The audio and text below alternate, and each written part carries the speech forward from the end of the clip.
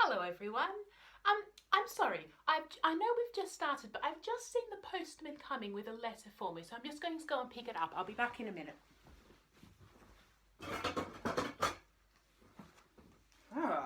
Okay. Here's my letter. If you don't mind, I'll just open it now. Find out who has sent me some mail. So exciting. Here it is. Oh, a nice big piece of paper. Let me read it to you. Dear Hannah, remember my birthday party? Oh, I do. Thank you for coming. I hope you had fun. Are you looking forward to summer? I'm excited. I hope you are well at the moment and doing some interesting things. Love from Leah. Oh, that's nice. Leah has written to me. She wrote to me about something that happened in the past, her birthday party, and something that's going to happen in the future, which is summertime, and something that's happening now, which is the interesting things that she hopes that I'm doing. Did you know, actually, the thing that I wanted to talk to you about today is from the Bible.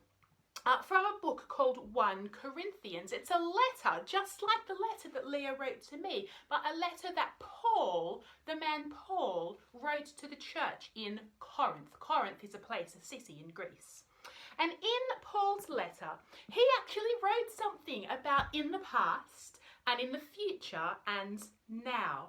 So he says, let me open it up so that I can check that I'm saying the right thing. Chapter 1. Paul says, look back to Jesus and remember that he died for you. And he says, look forwards because you know that Jesus is going to come back. And right now, be holy.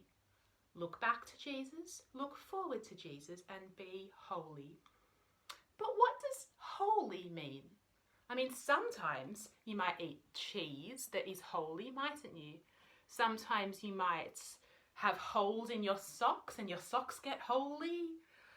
Sometimes you might have donuts and they're a bit holy.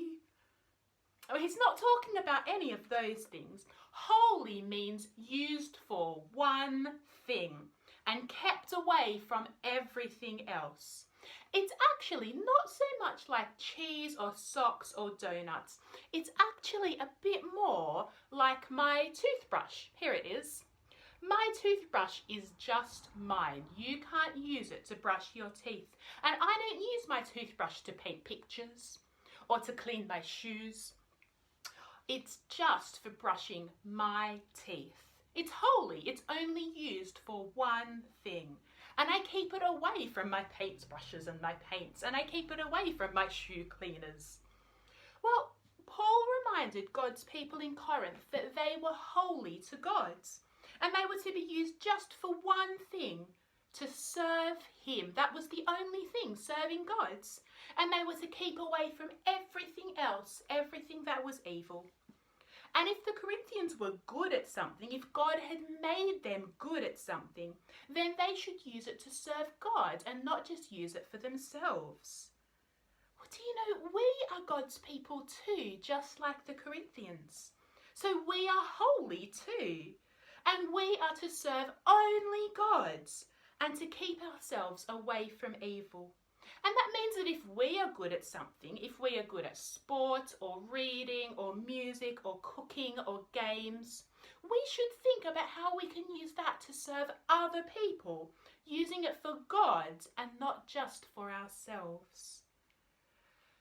I wonder exactly what that might look like for you. Maybe you have some ideas. It will be different for every person, won't it? But that would be such a good thing for you to talk about today with the other people in your family. But for right now, I think it will be really important that we pray to God. We tell him about the things that we are thinking after we have read his word, the Bible, and we ask him to help us to put it into practice. Shall we put our hands together and in our laps and let's talk to him? Father God, thank you that Jesus died for us and thank you that he's going to come back. Please help us to be holy like you in the way that we live now. Amen.